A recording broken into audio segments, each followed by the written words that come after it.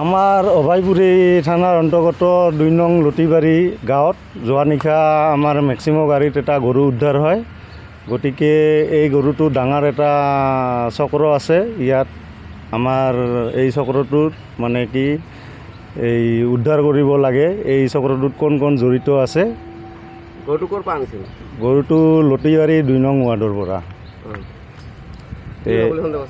আমি এইটো চুৰি কৰা বুলি ৰাইজে ধৰি সিহঁতক অলপ মাৰপিট কৰিছে। সিহঁতে পলাই গুচি গ'ল।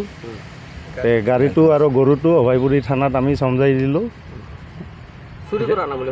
চুৰি কৰি অনা বুলি আমাৰ সন্দেহ হৈছে। আৰু 6 মাহ আগত মোৰো গৰু এটা চুৰি হৈছে।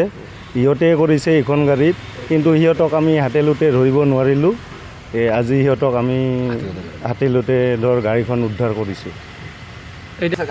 এতিয়া হাছেন আলী, সি নিজে চলায় গাড়ীখন। তাক আমি এতিয়ালৈকে পোৱা নাই। গাড়ীখনে আমি পাইছোঁ। চেণ্ডেল আছে। গৰুটো আছে।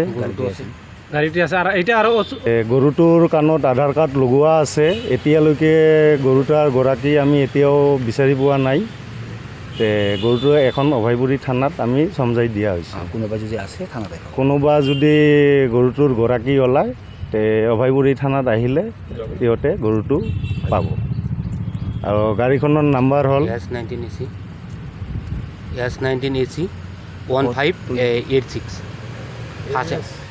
S19AC 1586 গাড়ীখন চলাই হাছেমে। ষ্টেণ্ডত সদায় চলাই থাকে তাই।